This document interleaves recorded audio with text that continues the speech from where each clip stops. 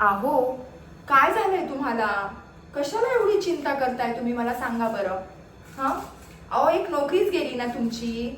मिळेल ना तुम्हाला याच्यापेक्षा चांगली नोकरी मिळेल, चांगल्या पगाराची नोकरी मिळेल. आणि त्या स्त्रींनी पण काहीतरी विचार केलाच असेल ना हो तुमचा.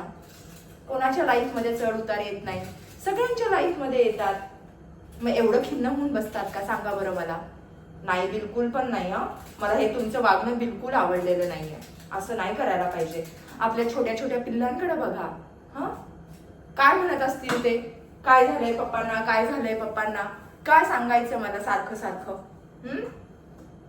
तायडे, तुझा डब्बा भरलाय बघ, घेऊन जा. पाण्याची बॉटल पण रेडी आहे, घेऊन जा ग. आणि हो, ऐका, थोडस तरी श्रद्धा ठेवा त्या स्त्रींवरती.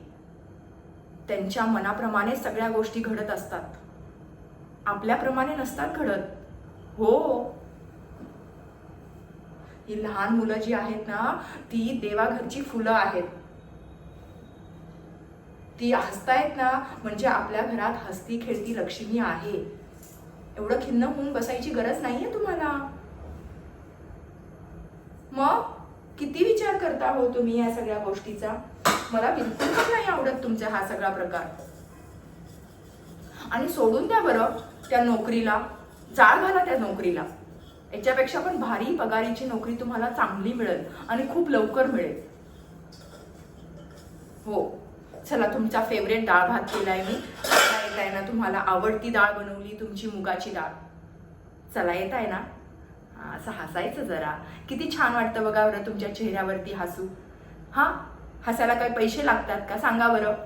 काही उगाच ऐकतच नाही, बिलकुल ऐकत नाही तुम्ही, बिलकुल. म्हणजे हसला तर मुलांच्या चेहऱ्यावरती बघा, पण कसे पप्पा हसले पप्पा हसले म्हणताय. चला, जावा जावा, लवकर जावा. रिक्षा आली खाली, जावा लवकर तुम्ही. हे असं समजलं का तुम्हाला? ठीक आहे, आता काळजी करू नका, होईल सगळं व्यवस्थित.